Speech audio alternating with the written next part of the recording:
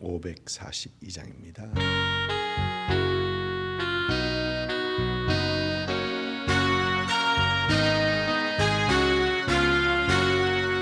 그 주 예수 의지함이 심히 기쁜 일일세. 영생 허락 받았으니 의심하주 없도다. 예수 믿는 것은 받은 증거 많도다. 예수 귀한 예수 믿음 더욱 주소서. 아멘. 로마서 4장 9절부터 17절까지입니다. 4장 9절부터 17절까지 우리 한 목소리로 같이 읽습니다. 그런즉 이 복이 할례자에게냐 혹은 무할례자에게도냐 무릇 우리가 말하기를 아브라함에게는 그 믿음이 의로 여겨졌다 하노라. 그런즉 그것이 어떻게 여겨졌느냐? 할례시냐 무할례시냐? 할례시가 아니요 무할례시니라. 그가 할례표를 받은 것은 무할례시의 믿음으로 된 의를 인친 것이니 이는 무할례자로서 믿는 모든 자의 조상이 되어 그들도 의로 여김을 얻게 하려 하심이라. 또한 할례자의 조상이 되었나니 곧 할례 받을 자에게뿐 아니라 우리 조상 아브라함이 무할례시에 가졌던 믿음의 자취를 따르는 자들에게도 그러하니라. 아브라함이나 그 후손에게 세상의 상속자가 되리라고 하신 언약은 율법으로 말미암은 것이 아니요 오직 믿음의 의로 말미암은 것이니라. 만일 율법에 속한 자들이 상속자면 믿음은 헛것이 되고 약속은 파기되었느니라. 율법은 진노를 이루게 하나니 율법이 없는 곳에는 범법도 없느니라. 그러므로 상속자가 되는 그것이 은혜에 속하기 위하여 믿음으로 되나니 이는 그 약속을 그 모든 후손에게 굳게 하려 하심이라. 율법에 속한 자에게뿐만 아니라 아브라함의 믿음에 속한 자에게도 그러하니 아브라함은 우리 모든 사람의 조상이라. 기록된 바 내가 너를 많은 민족의 조상으로 세웠다 하심과 같으니 그가 믿은 바 하나님은 죽은 자를 살리시며 없는 것을 있는 것으로 부르시는 이시니라. 아멘. 사도행전 15장에서는 초대교회는 제1차 처치 카운슬 그러니까 공회를 갖게 됩니다. 예루살렘에서 제1차 공회를 하게 됩니다. 그 공회의 중요한 이슈가 예수 믿는 이방인들이 할례를 받아야 하는가 아니면 받지 않아도 되는가 이 이슈였었죠. 우리가 계속해서 보는 것은 유대인들은 자신들만이 하나님의 선택을 받은 민족이고 선민이고 또 그 징표로 그들의 몸에 할례를 받는 것을 생각했습니다. 그리고 그들은 그 할례 받는 그 자체만이 그것이 의롭다, 할례 받음으로 의롭다 여김을 받은 것으로 생각했습니다. 그래서 이방인들이 예수 믿고서도 의롭게 됨을 얻기 위해서 그들에게는 할례를 요구를 했던 것이죠. 믿음으로만 되는 것이 아니고 믿고 예수 믿은 건 좋다. 그런데 너희가 할례를 받아야 된다라고 하면서 할례를 요구했던 것입니다. 그런데 사도 바울은 로마서 오늘 말씀을 보면은 창세기 15장과 창세기 17장의 그 의롭다 여기서 이 의롭다함을 받는 것을 말하면서 이 의롭다함을 받는 것은 할례 받을 때가 아니고 믿었을 때다라고 분명히 얘기합니다. 믿음이 아니고 그리고 그 할례는 이 믿은 것에 믿어서 받은 의에 대한 거기에 대한 징표다. 그가 의롭다 여김에 대한 징표다라고 얘기를 합니다. 어제도 잠깐 말씀드렸었는데 아브라함이 믿음으로 의롭다함을 받은 것은 창세기 15장, 그리고 아브라함이 할례를 받는 것은 창세기 17장, 15장과 17장에는 약 14년의 공백이 있습니다. 그래서 의롭다함을 먼저 받고 그 후에 하나님께서는 할례를 명하셨던 것이죠. 여러분, 그러면 아브라함은 이미 할례 받기 전에 17장 전에 이미 하나님과의 그 관계 속에 있었던 것이죠. 하나님께서 아브라함을 이미 의롭다 여기셨고 하나님과의 관계 속에 이미 아브라함은 들어가 있었던 것입니다. 이처럼 할례는 하나님과의 그 관계를 위한 것이 아니라 마치 세례 믿는다고 다 예수 믿는 건 아니죠. 예수 믿고 그 예수 믿었다라는 그 고백으로서 세상에 알리기 위해서 세례를 받는 것이죠. 그래서 할례는 하나님과의 관계 속에 들어가기 위한 것이 아니라 이제 맺은 관계를 외적으로 나타내는, 외적으로 보여주는 징표가 되는 것입니다. 그리고 하나님과의 이 관계는 할례로 되는 것이 아니라 믿음으로 되는 것이다. 믿음으로 되는 것이다라는 것입니다. 하나님께서 계획하신 구원, 하나님께서 계획하신 의롭게 됨, 이것은 처음부터 그랬습니다. 처음부터 율법을 지켜서 하나님의 말씀에 온전히 100% 순종해서 되는 것이 아니었고 처음부터 하나님께서 믿음으로 하셨던 겁니다. 여러분 생각해 보면 처음부터 하나님의 율법을, 하나님의 말씀을 지킬 수 있는 사람이 없었어요.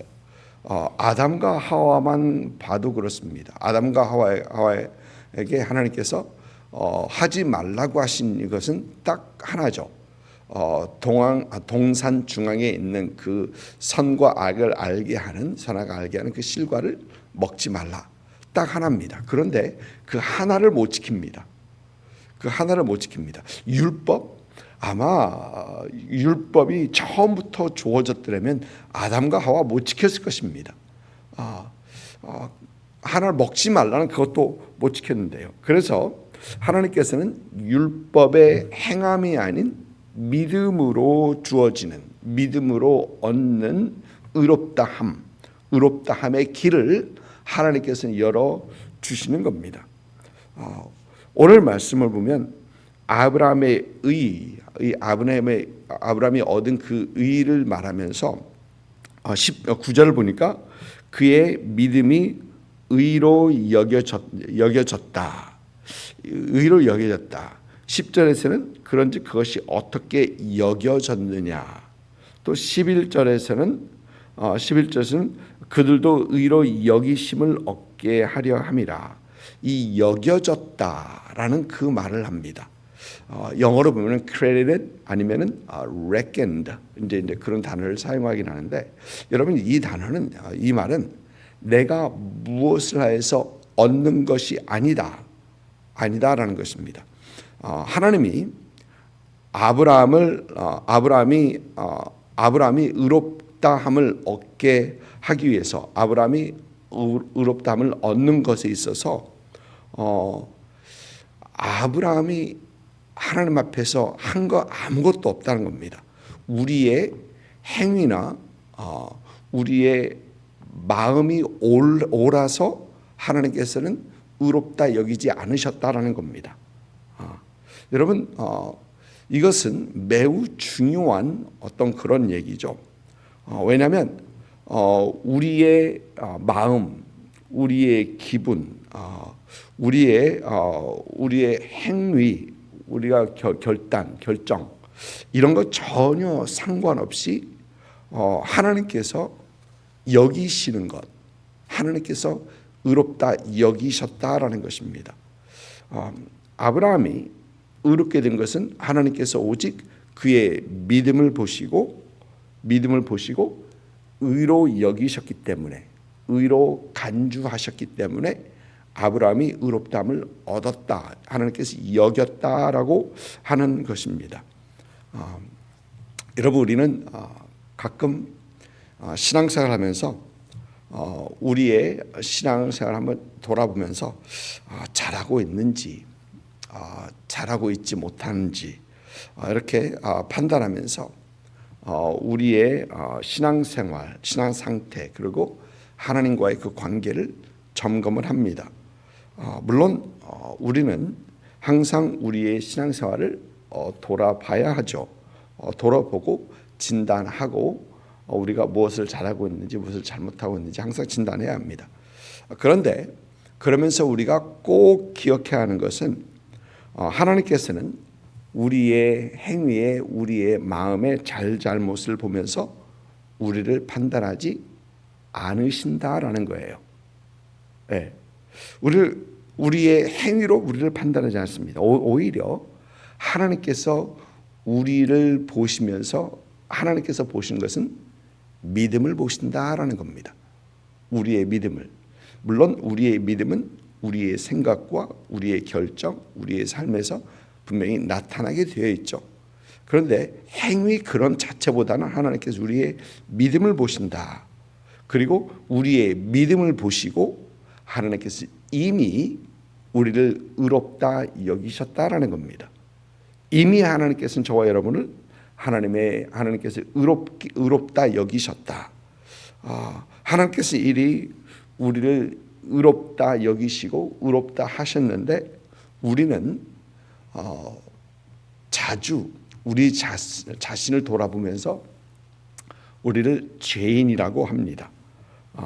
그리고 그 죄책감에서 또 죄의 굴레에서 쉽게 벗어나지 못합니다. 하나님께서 우리를 의롭다 하시는데도 우리는 아직도 우리 자신을 죄인이라고 합니다. 물론 우리는 항상 죄와 싸우고 있는 우리의 모습입니다. 그리고 우리가 죄와 싸우면서 우리가 죄에 싸우면서 이기기도 하고 또 죄에 지기도 하고 넘어지기도 합니다.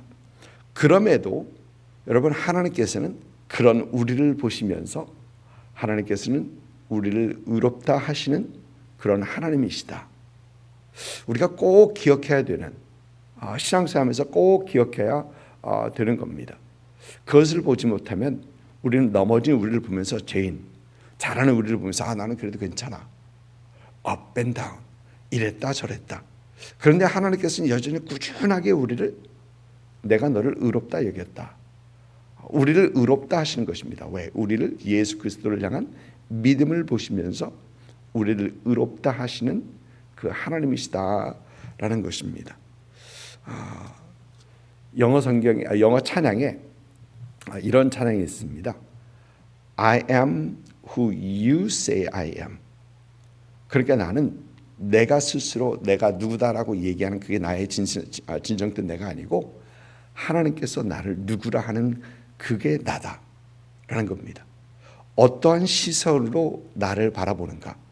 세상은 세상의 시선으로 우리를 바라보려고 하고 우리는 우리 자신의 시선으로 우리를 바라보려 합니다. 나는 이렇다, 나는 이렇다, 나는 이렇다. 그런데 이 모두 다가 우리의 진정된 우리가 아니고 하나님께서 나를 어떻게 보시는가? 하나님께서 나를 누구라 하느냐가 진정한 나다라는 것입니다. 그리고 하나님은 우리를 어떻게 보신다? 의롭다 보신다라는 것입니다. 여러분을 의롭다라고 보시는 겁니다.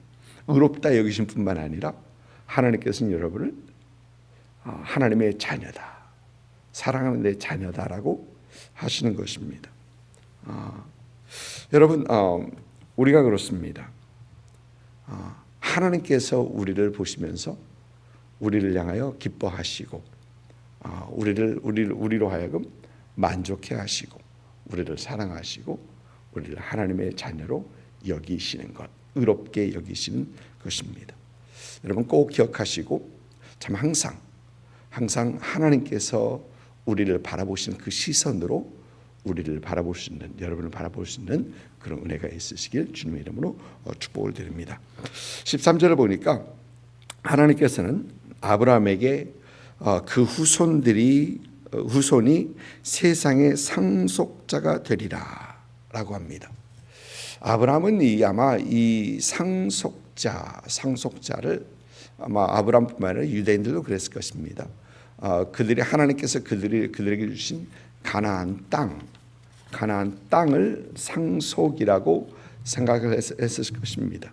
그런데 그것보다 하나님께서 아브라함의 이 상속자가 되게 하신 것은 훨씬 더 큰 의미를 가지고 있습니다. 이것은 예수 그리스도, 아브라함의 후손인 예수 그리스도를 통해 복 받을 것, 복을 누릴 것을 말을 하는 것입니다.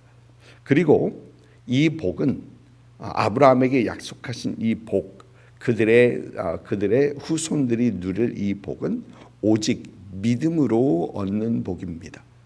혈통으로 얻는 복이 아니라 믿음으로 얻는 복입니다. 그리고 사도 바울은 아브라함은 유대인의 조상일 뿐만 아니라 믿는 모든 사람들의 조상이다라고 얘기를 합니다. 그럼 누가 복받은 자입니까? 누가 복받은 자입니까?